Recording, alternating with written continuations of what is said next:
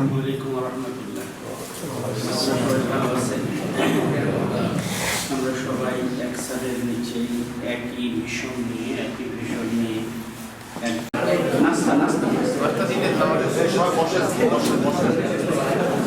যত plus point দিয়েছে, এত প্লাস পয়েন্ট মনে হয় আল্লাহ তাআলা, মানে এটা কি বলবো, মানে গড গিফটেড। এটা মিরাকেল না, এটা গড গিফটেড। আল্লাহ তাআলা নিজ হাতে আমাদেরকে এত জিনিসগুলো এইবার এই নির্বাচনে এত জিনিস আমাদেরকে একসাথে দিয়েছে।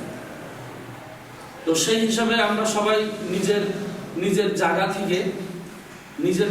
থেকে আমরা নির্বাচনের, বিশেষ করে আমাদের জোটটা হয়েছে, আমরা হওয়ার পরে আমাদের প্রথম যে কাজটা এসেছে সেটা হলো আমাদের নির্বাচন। আমাদের এখন কোনো রাজনৈতিক বক্তব্য নেই, আমরা এখন রাজনৈতিক বক্তব্য দেওয়ার জন্য এখানে দাঁড়াইনি। আমরা মূলত নির্বাচনটাকে সামনে নিয়ে আগাচ্ছি। কার্যক্রম শুরু করা আমাদের এনসিপি জন্ম হয়েছে জুলাই আন্দোলন। আমরা নতুন বাংলাদেশ বিনির্মাণের উদ্দেশ্য নিয়ে আমরা আগাচ্ছি। নতুন বাংলাদেশ, চাঁদামুক্ত বাংলাদেশ, দখলমুক্ত বাংলাদেশ, এই প্রত্যয় নিয়ে আমাদের আগামী। আজকে আমরা এখানে বসছি মেন আগামী নির্বাচনে কীভাবে আমরা আমাদের জোটের প্রার্থীকে জিতিয়ে নিয়ে আসবো সেই পরিকল্পনা গ্রহণ করার জন্য আমরা এনসিপি আপনাদের সাথে কীভাবে কাজ করবো। আমাদের সংগঠনটা আপনাদের সংগঠনের মতো অত ব্যাপক না। আমাদের সংগঠনটা আমাদের দরকার মতন, তারপরে আমাদের চুয়াডাঙ্গায় আমাদের সংগঠন আমরা এখনও অত ব্যাপকভাবে সংগঠিত করতে পারিনি। তবে যে কয়জন কর্মী আমার জানা মধ্যে আমাদের সাথে আসতে প্রত্যেকে সক্রিয়, এবং আমি পরীক্ষিত যে একটা সময় যদি ফোন দেয় কে বলে না ভাই কেন যাবো, যারা আমার সামনে বসে আছে। যেমন আমার সোহেবের বাসা হচ্ছে জীবননগর থেকেও বেশ দূরে, অথচ নাকি আমি চুয়াডাঙ্গাতে রাত্রে 12টা সাড়ে 12টার সময় কোনো বন্দি ছেড়েছি, উনি 12:30টার সময় চলে আসছে, আবার ডাকছি আর 10টা চলে গেছে। আমার এনসিপির প্রত্যেকটা যারা আমার সামনে আছে প্রত্যেকটা কর্মী সক্রিয় 24 ঘন্টা এদেরকে কাজে লাগানো যাবে। এর মধ্যে কিছু ব্যক্তি আছে যারা নিজ নিজ পেশায় সংযুক্ত, আর তাদেরকে যদি এই নির্বাচনকালীন সময়ে তাদের পেশার থেকে তাদের যে সংসারটা চলে সেই সাপোর্ট যদি তাদেরকে দেওয়া যায়, বিস্তারিত আপনার সাথে পরে আমি আলোচনা করবো, তাহলে তাদেরকে দিয়ে আমরা 24 আওয়ার্স কাজ চালাতে পারবো। এবং আমরা কাজ থেকে এনসিপি সেপারেট আমরা কাজ করবো নির্বাচনে না, আপনাদের সাথে এক হয়ে একটা নির্বাচন পরিচালনা কমিটি করে সেই কমিটির মাধ্যমে এই 2 আসনের নির্বাচন পরিচালনা করবো, সেটা আপনি আমাদেরকে জানাবেন। এবং আশা করি আমার এনসিপির সকল কর্মী, এখানে অনেকে এখন ছাত্রশক্তি অনেকে আসেনি, এখানে সকল কর্মী জোটের প্রার্থীকে জয়যুক্ত করার জন্য তাদের সাধ্যগত চেষ্টা করে যাবে। এই কথা বলে আমি আমার আজকে দাঁড়িয়েছি।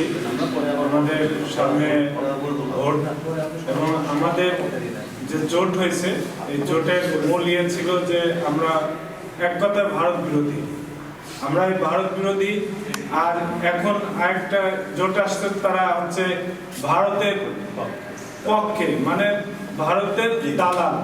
আমরা আমাদের দেশটাকে ভারত বিরোধী দেশ হিসাবে সেইভাবে দাঁড় করাতে হবে এবং সেইভাবে ঐক্যবদ্ধভাবে আমাদের একসাথে কাজ করতে হবে। এই বলে আমার সংক্ষিপ্ত আলোচনা আমি এখানে শেষ করছি।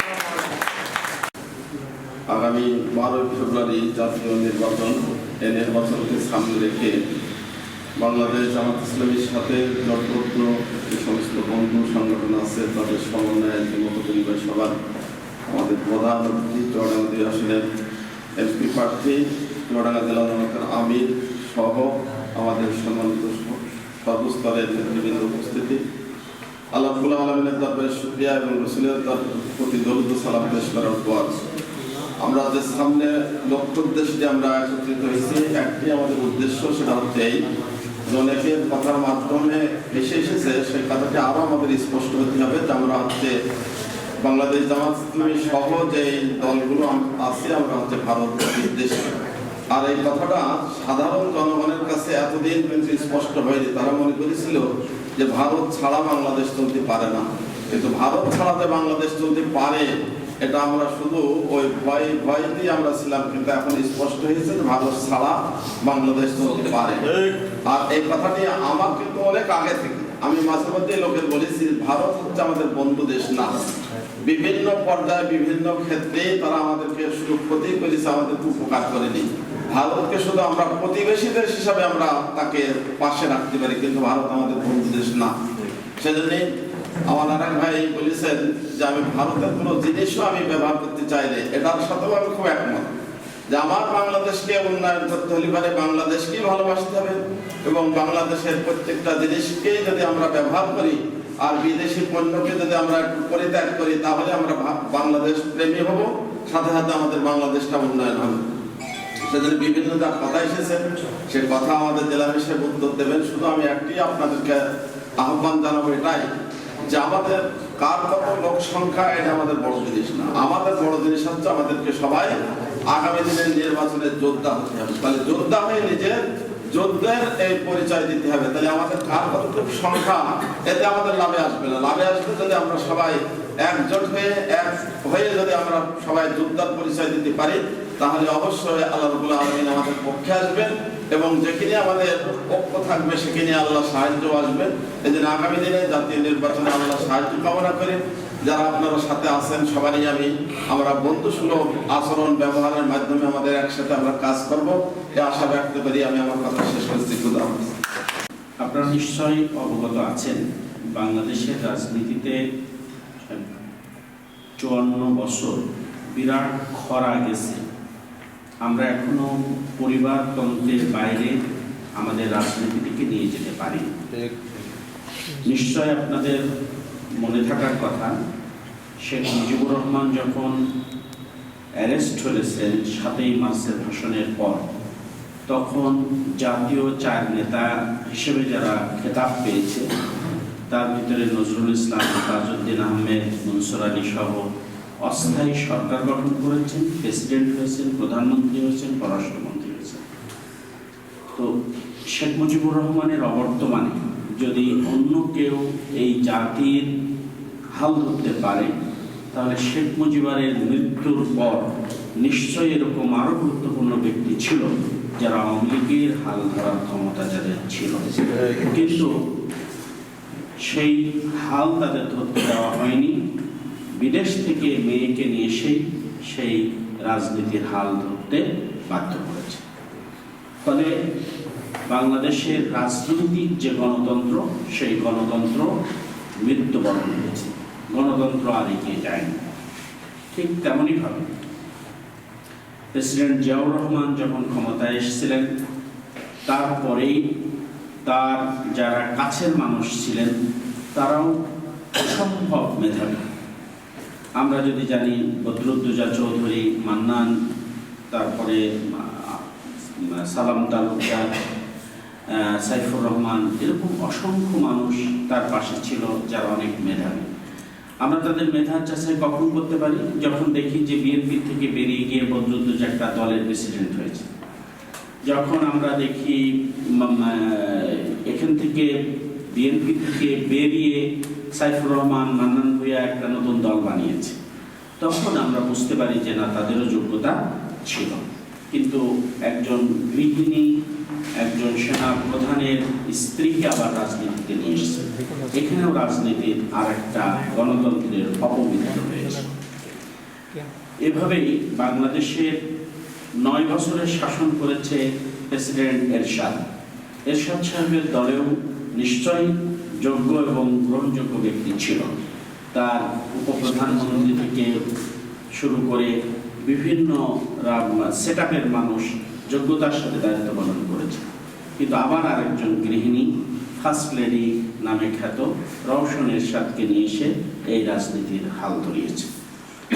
আমরা এই পারিবারিক তন্ত্রের যে রাজনীতি, এই রাজনীতিটাকে অপছন্দ করি এই জন্য যে এখানে কোনো গণতন্ত্র চর্চা হয় না। গণতন্ত্র চর্চা হয়, মানুষ তিলে তিলে গড়ে ওঠে, তারপরেই একদিনে রাজনৈতিক চেয়ারে বসতে পারে না।